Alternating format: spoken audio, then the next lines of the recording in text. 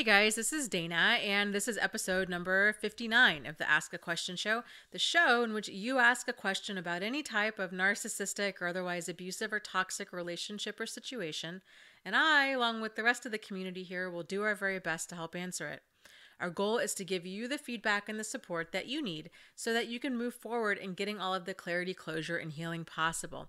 And today's question comes from Anonymous, and Anonymous asks, Dear Dana, I recently got out of a relationship that really took a different turn for me. I saw red flags before, but I really didn't listen to them. I just thought she was a moody person who didn't like dealing with my ex-husband, who I have a child with. I learned that this 3-year relationship was just getting more and more tumultuous, and finally, when it did end, my partner lost it. She pulled the gaslighting, she threatened to call the cops on me, she claimed I was suicidal, and I ended up calling her mom. Her mom came there fast, and it became quite clear to me that this woman that I've been dating has some real issues. I ended things right there. But how do I deal with her trying to maintain a relationship with my son? I don't trust her now. I'm devastated for the loss. I mean, we were going on 3 years.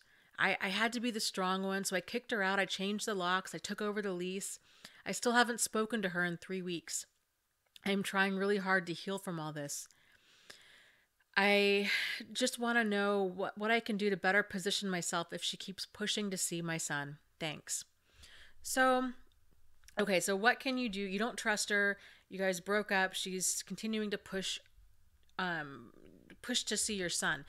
If I understand your situation correctly, it doesn't sound like she has any legal ties to your son. So it doesn't sound like she needs to have a relationship with your son. Yes, you guys were together for 3 years. Yes, they probably did bond to some extent. However, she had a ton of deal breaker behavior towards the tail end of that. In my book, I vote cut ties, drive on. So I would explain to your son kind of what's going on. If he was there during all of this, kind of what he thinks about things. Use this as kind of a teachable moment for him. Make sure how he's kind of processing this whole breakup as well. And, what questions does he have in all of this, and what, kind of what his take on it is, what his take is on it. That's what I'm trying to say. And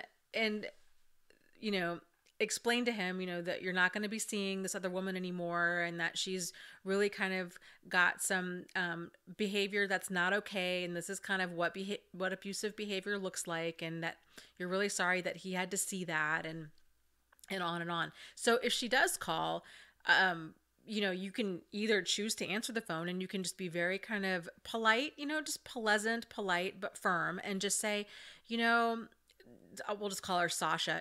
Sasha, I appreciate that you want to continue to have a relationship with little Johnny, but I think it's just going to be really confusing for everybody involved. I think it's really best we just go our separate ways.